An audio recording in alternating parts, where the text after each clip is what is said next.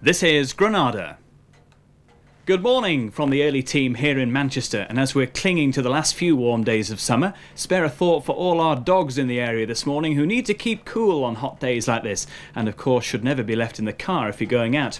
The same goes for young Wilby Daniels, who was turned into a shaggy dog many years ago and reappears this morning at 10:30 in the sequel to the original Walt Disney film The Shaggy Dog, where all sorts of adventures will be happening.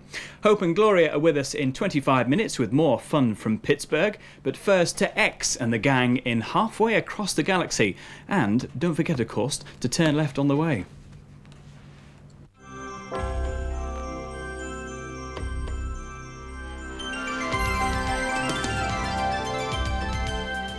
Excuse me, have you been checked for rabies? The movie premiere of Teen Agent, Saturday at 6:55 on Granada. Hello, the actions of 007 could be useful for getting through bureaucratic red tape at 10 to 2 with problems in a country practice. If you're having a bad hair day or problems with fashion, designer David Emanuel is with us at 2:20 with a few ideas. But now, across to the bay. Hello, what can you say about a man who first came to the screens over 30 years ago? His productions, which were judged to be well before their time, have influenced the way stunts and special effects are made for the cinema. It's true to say that in this first film, as in all the rest, Bond always gets the girl.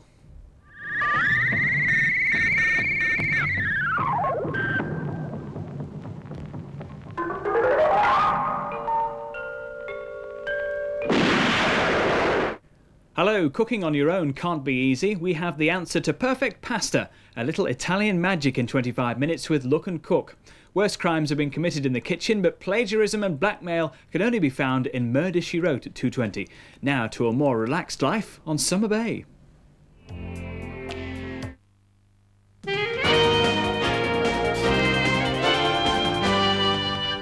Good afternoon. It's been revealed that a woman from Merseyside died from a new strain of the brain disorder which has been linked to mad cow disease. Anne Richardson died from Creutzfeldt-Jakob disease in January. Now her family have been told she was one of the 10 victims who had a new type of the disease which attacks the base of the brain. 2 weeks ago the government admitted for the first time that it might be linked to eating beef. There's a fresh appeal for witnesses after a young waiter in Manchester lost an eye during a police arrest. Ammar Rafiq had to undergo emergency surgery at Manchester Royal Infirmary after being arrested last February. He'd been celebrating the Muslim festival of Eid on Wilmslow Road in Rusholme. 3 policemen have since been transferred to non-operational duties. Merseyside police, who are heading the inquiry into the incident, are urging witnesses to get in touch. A man from Merseyside has been awarded £4,000 damages after a judge decided police used excessive force when they applied thumb locks. Liverpool County Court heard that Thomas Shooker from St Helens was arrested by officers who believed he was travelling in a stolen car. They applied restraining thumb locks. A medical examination revealed that both thumbs were sprained. Sack dockers are calling for a worldwide boycott of the Port of Liverpool. Peace talks broke down this week in a row over workers taken on to replace sacked men. Andy Gill reports.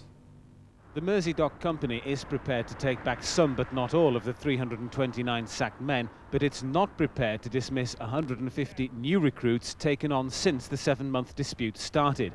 That's the sticking point.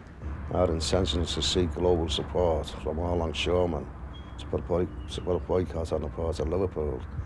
We'll also be asking ship owners not to use the Port of Liverpool. So we're acting as an unofficial committee. And obviously we're saying very clearly that we are going to be reinstated. This morning the Merseydock company said its offer to reinstate 40 of the men still stands. But if the call for a global boycott means the Port of Liverpool losing any business, then that offer will be withdrawn for good. The chairman of Wigan Rugby League Club says he's not quitting his job despite a police investigation into transfer dealings. Jack Robinson was arrested yesterday in connection with fraud allegations over a transfer deal. Robinson and Wigan director John Martin are to appear in court next month after being charged with conspiracy to defraud. A Cheshire couple have been speaking today about their triplets who were born 18 months apart. The girl is now almost 2.5, her brothers are just 10 months old. Jessica Naden reports. It's hard to believe that 2-year-old Abby is actually one of triplets because the other 2 are 18 months younger, despite all 3 being conceived together. Margie and Billy True from Broxton near Chester had to have fertility treatment to conceive Abby. The spare embryos were frozen and used a year later. Twins Adam and Sebastian are the result. They're actually classed as triplets because they were all fertilised at the same time. So it's quite a unique situation to have an 18-month age gap between the three. And I think we're probably the only couple who've been this successful, certainly in the country. The pioneering treatment was carried out here in the northwest. Amazing story. That's it. Join us again for Granada tonight at 6:30.